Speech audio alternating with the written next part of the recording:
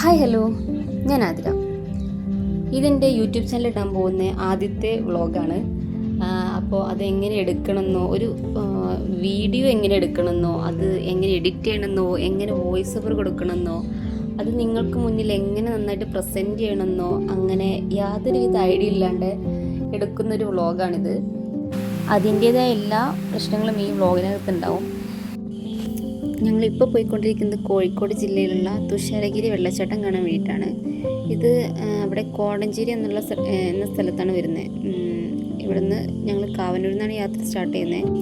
ഇവിടുന്ന് ഒരു 1.25 മണിക്കൂറത്തെ യാത്ര മാത്രമേ ഉള്ളൂ അങ്ങോട്ടേക്ക് എത്താൻ. അപ്പോൾ ഞങ്ങൾ അങ്ങോട്ടേക്കാണ് പോകുന്നത്. പോകുന്ന ഭാഗത്ത് റോഡ് സൈഡിൽ ചെറുതായിട്ട് പണിയൊക്കെ നടക്കുന്നുണ്ടായിരുന്നു. ഞാൻ ആദ്യമായിട്ടാണ് കേട്ടോ ഈ വാഹനം കാണുന്നത്. JCBൻ്റെ ഒക്കെ ഒരു ചെറിയ വെർഷൻ, ഇതിന് എന്താ പേര് പറയുന്നതെന്ന് അറിഞ്ഞൂടാ. അപ്പോൾ കുറച്ചു നേരം ചെറിയൊരു ബ്ലോക്കല്ല, ചെറുതായിട്ട് അവിടെ നിന്നതൊക്കെ കണ്ടു. അപ്പോൾ പോകുന്ന സ്ഥലത്തൊക്കെ ഇത് നല്ല പച്ചപ്പും മരങ്ങളൊക്കെ ഉണ്ടായിരുന്നു. നല്ല ഭംഗിയുള്ള കാഴ്ചകളായിരുന്നു. നല്ല രസമായിട്ട് കണ്ടിങ്ങനെ പോവാം. അപ്പോൾ അതെ, നേരത്തെ പറഞ്ഞ ആതിര, അത് ഞാനാണ്.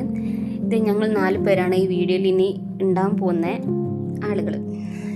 ഇവൻ്റെ കുറുമ്പൊക്കെ കണ്ട് സഹിച്ചിട്ട് വേണം നമുക്കിനി പോകാൻ വേണ്ടിയിട്ട്. അപ്പോൾ ഞങ്ങൾ പോകുന്നത് തുഷാരഗിരിയിലോട്ടാണെങ്കിലും അതിനേക്കാൾ ഭംഗിയുള്ളൊരു കാഴ്ച വേറെ ഉണ്ടായിരുന്നു. നമ്മൾ ഒരു ബ്രിഡ്ജിൽ നിന്ന് കാണുന്നൊരു കാഴ്ചയാണ് ഇത്. അപ്പോൾ നല്ല ഭംഗിയായിരുന്നു കാണാൻ. ഒരു ഫുൾ കാട്, അതിലിങ്ങനെ കാട്ടരുവി പോലെ, അരുവിയാണോ അതെന്താണ് കറക്റ്റ് അറിഞ്ഞൂടാ, പക്ഷേ നല്ല രസമായിരുന്നു കാണാൻ. അവിടെ ഒരു പാലം ഉണ്ടായിരുന്നു. അപ്പം അവിടെ ഫുൾ വ്യൂ ഇങ്ങനെ ആയിരുന്നു, നല്ല രസമുണ്ടായിരുന്നു. അപ്പോൾ നേരെ ഞങ്ങൾ ചായ കുടിക്കാൻ, ഫുഡ് എന്തെങ്കിലും കഴിക്കാൻ വേണ്ടിയിട്ട് അച്ചായൻ്റെ ചായക്കട എന്നുള്ള ഈ കടയിലോട്ട് പോയി. അവിടെയും ഇതുപോലെ നല്ല ഒരു അറ്റ്മോസ്ഫിയറുള്ള സ്ഥലമായിരുന്നു. ഫുള്ളായിട്ട് ഇങ്ങനെ വള്ളികളും അതേപോലെ നല്ല പൂക്കളുമൊക്കെ ഉള്ള. ഞങ്ങളതേ പുട്ട്, അതുപോലെ കപ്പ, മീൻകറി, പിന്നെ ബീഫാണെന്ന് തോന്നുന്നു, അങ്ങനെ കഴിച്ചു. നമ്മുടെ സ്പോട്ട് എത്തിയിട്ടുണ്ട്. ഇവിടെ ചെറുതായിട്ടൊരു പാർക്കിംഗ് ഏരിയ ഉണ്ടായിരുന്നു. അപ്പോഴേക്കും നല്ല മഴക്കാറൊക്കെ ഉണ്ടായിരുന്നു. ചെറുതായിട്ട് നല്ല മഴ ഉണ്ടായിരുന്നു. നല്ല മഴക്കാറുള്ള ദിവസമായതുകൊണ്ട് നല്ല തണുപ്പുള്ളൊരു അന്തരീക്ഷമായിരുന്നു ഇന്ന് ഫുള്ളായിട്ട്. അപ്പോൾ ഇതാണ് തുഷാരഗിരി. അങ്ങനെ അതെ, നമ്മൾ ഈ സൈഡിലൊക്കെ നമുക്ക് വേണമെങ്കിൽ നല്ല വലിയ അംബ്രല്ല കിട്ടുമായിരുന്നു. നമുക്ക് ഫോട്ടോ എടുക്കാൻ, അതുപോലെ മഴയ്ക്കല്ലേ, അങ്ങനെ നമുക്ക് റെൻറ്റിന് കിട്ടുമായിരുന്നു. പക്ഷെ നമ്മളൊന്നും മേടിച്ചില്ല. നമ്മൾ മഴ നനഞ്ഞ് ചെറുതായിട്ട് മഴയൊക്കെ കൊണ്ട് ഇങ്ങനെ ചാറ്റിലുള്ളായിരുന്നു. പിന്നെ ഇവന് റെയിൻകോട്ട് ഉണ്ടായിരുന്നു കയ്യിൽ.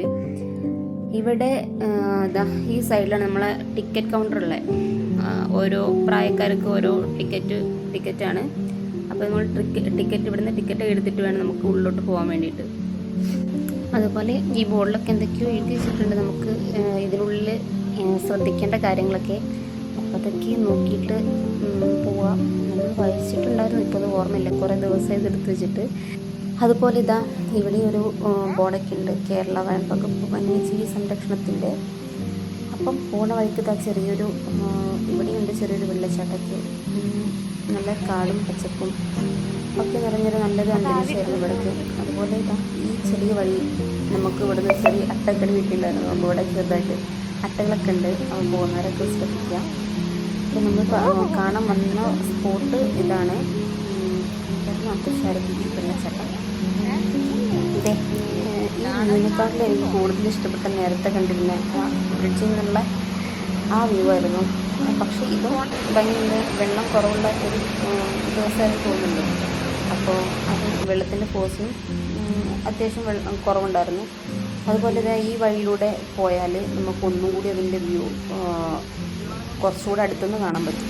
അപ്പോൾ ഇവിടുന്ന് നോക്കുമ്പോഴാണ് അതിൻ്റെ ഭംഗി കാണാൻ പറ്റുന്നത്.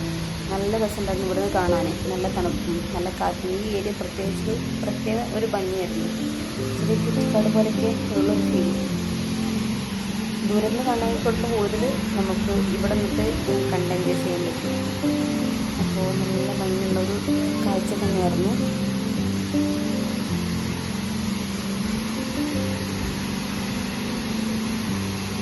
ഇനി അടുത്തായിട്ട് നമുക്കിനി കാണണമെന്ന് പറയുമ്പോൾ ഇവിടെ വലിയൊരു മരമുണ്ട്. കുറേ കാലം പഴക്കമുള്ള ഒരു മരമാണ്. അപ്പോൾ ഇതിന് പ്രത്യേകത എന്ന് വെച്ചാൽ ഇതിൻ്റെ ഉൾഭാഗം ഫുള്ള് ഓപ്പണാണ്, കേട് വന്ന പോലെ അങ്ങനെ ഫുള്ളി ഓപ്പൺഡാണ്.